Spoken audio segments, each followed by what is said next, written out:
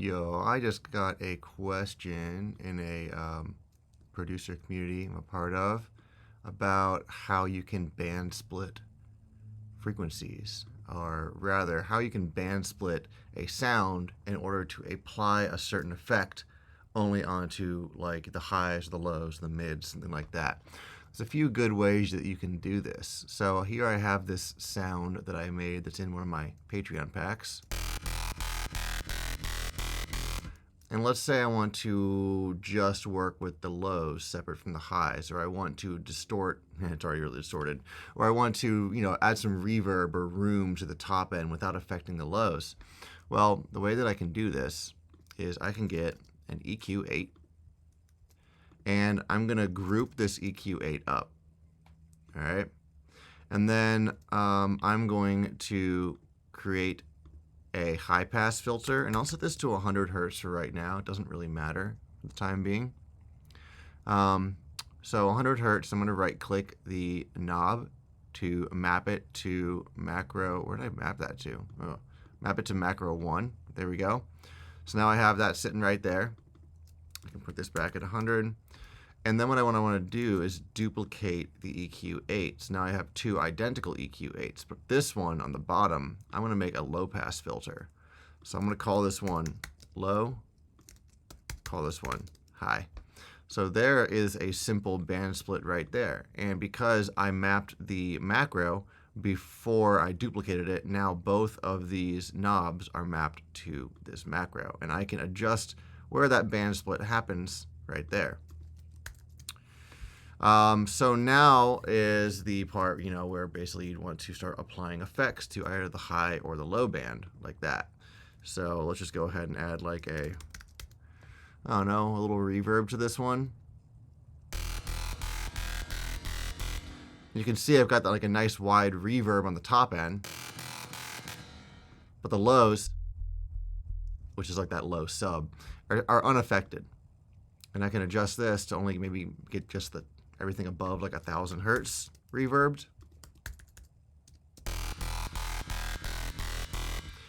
So now most of the signal is dry, but we just have this little bit in the top end having reverb on it.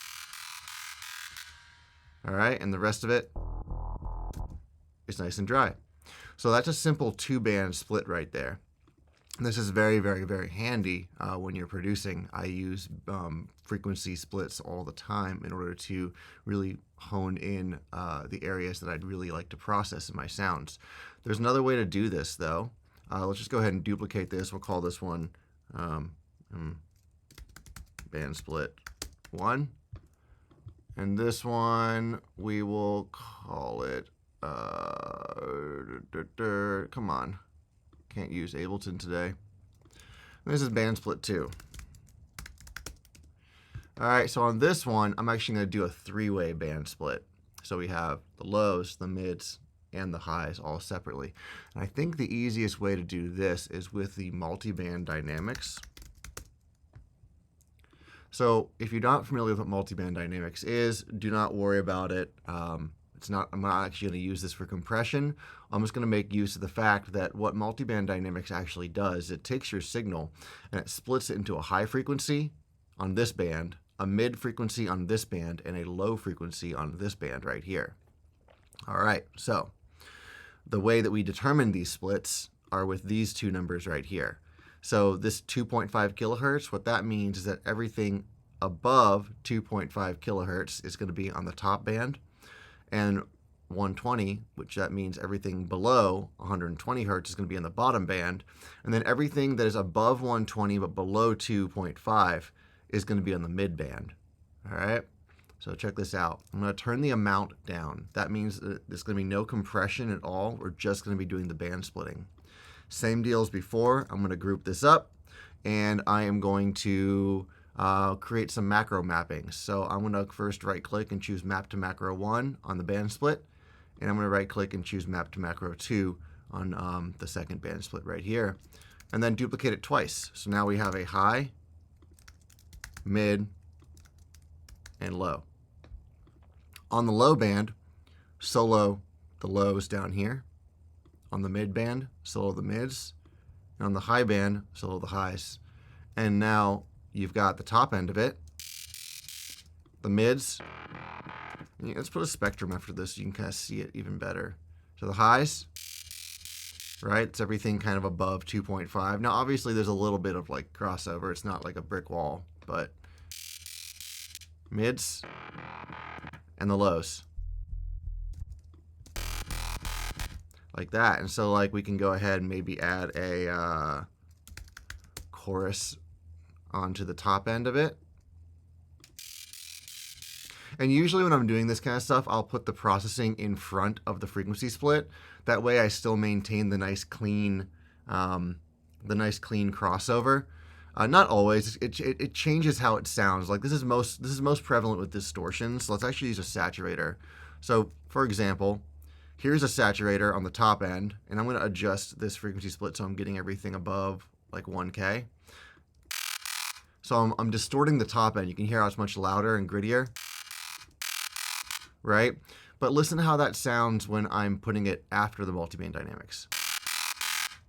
See how it's different, right? It's just a different sound. It's to my ears a bit messier. I'm also getting a bunch of these low frequencies in here that I maybe don't want in there to begin with.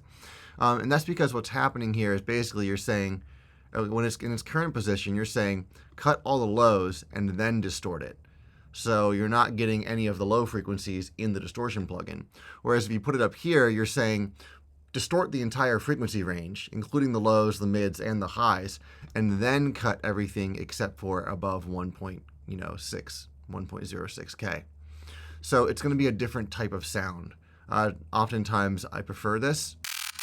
I think it sounds cleaner. And the nice part about this is that you're getting the low harmonics being distorted and created up into the higher frequencies.